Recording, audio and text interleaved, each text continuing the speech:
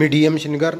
विद्यार्थी मित्रांनो, इयत्ता 10वीच्या भूगोलाच्या तासाला आपल्या सर्वांचं मनापासून स्वागत करतो. आपण तिसऱ्या पाठाला सुरुवात करतोय, प्राकृतिक रचना व जलप्रणाली. विद्यार्थी मित्रांनो, तिसऱ्या पाठामध्ये तुलनात्मक माहिती आपल्याला समजावून देण्याचा प्रयत्न केलेला आहे.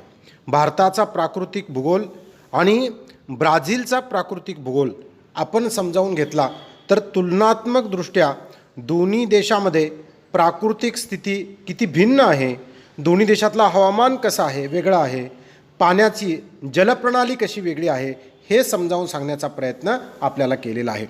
विद्यार्थी मित्रांनो, पहिल्यांदा आपण प्राकृतिक भूगोल भारताचा नकाशा जो आहे तर तो समजावून घेतला पाहिजे. काय समजावून घेतलं पाहिजे तर इथली जलप्रणाली समजावून घेतली पाहिजे.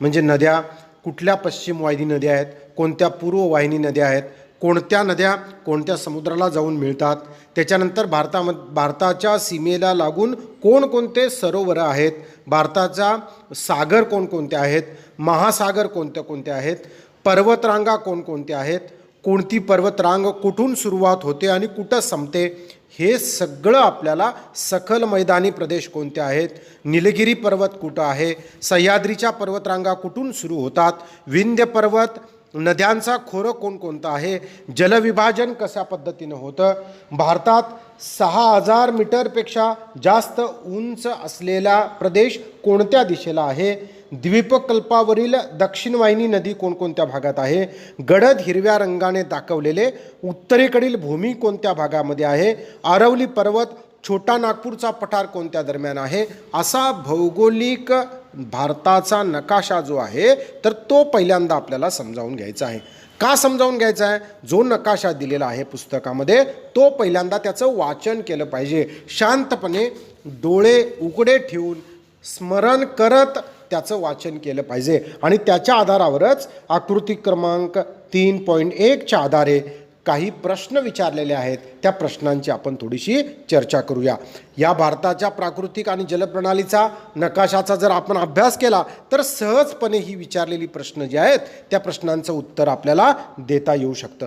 काय प्रश्न आहेत ते आपण जरा बघूया. चला, भारतातील 6000 मीटरपेक्षा जास्त उंची असलेला भाग कोणत्या दिशेला आहे, त्याची दिशा लिहायची आहे. द्वीपकल्पावरील दक्षिण वाहिनी नदी शोधा, ती कोणत्या नदीच्या खोऱ्यात आहे येते, ते नदीचं खोरं जे आहे ते स्पष्ट करायला सांगितलेले आहे. गडद हिरव्या रंगाने दाखवलेला उत्तरेकडील भूमीचा उतार कोणत्या दिशेस आहे ते स्पष्ट करा असं म्हटलंय. पुढचा प्रश्न आहे, अरवली पर्वत ते छोटा नागपूर पठार दरम्यान असलेल्या पठारांची यादी करा असा प्रश्न विचारलेला आहे.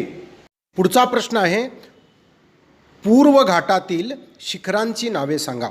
पुढचा प्रश्न आहे, ब्रह्मपुत्रेच्या सखाल मैदानी प्रदेशाची सीमा कोणत्या पर्वतीय भागाने अंकित केलेली आहे. पुढचा प्रश्न दिलाय, निलगिरी पर्वताचे सापेक्ष स्थान सांगा. पुढचा प्रश्न आहे, सह्याद्री पर्वतांची उंची कोणत्या दिशेने वाढत जाते ते सांगा.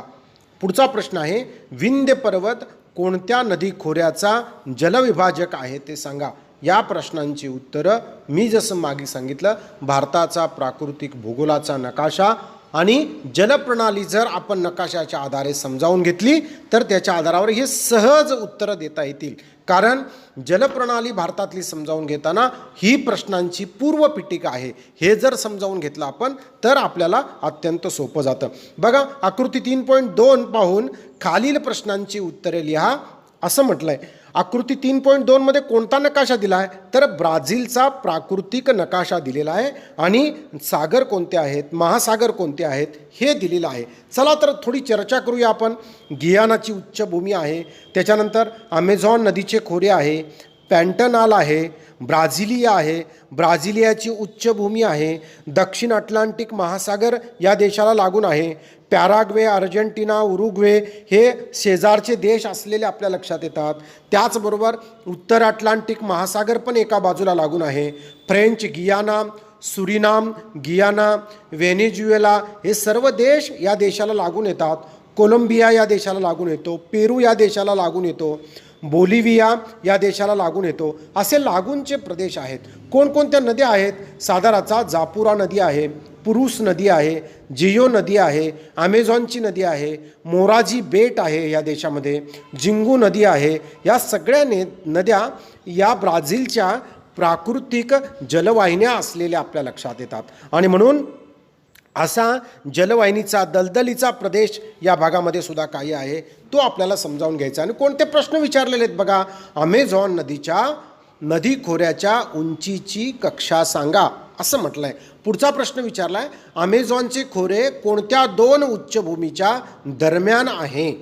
पुढचा प्रश्न आहे, 500 ते 1000 मीटर उंची असलेल्या प्रदेशाचे निरीक्षण करा. पिवळ्या रंगाने दाखवलेल्या या भूमीच्या विस्ताराचे दिशांच्या संदर्भात वर्णन करा असं म्हटलं आहे. पिवळ्या रंगाचे विखुरलेले भाग काय कार्य करतात ते सांगा, ते दाखवा.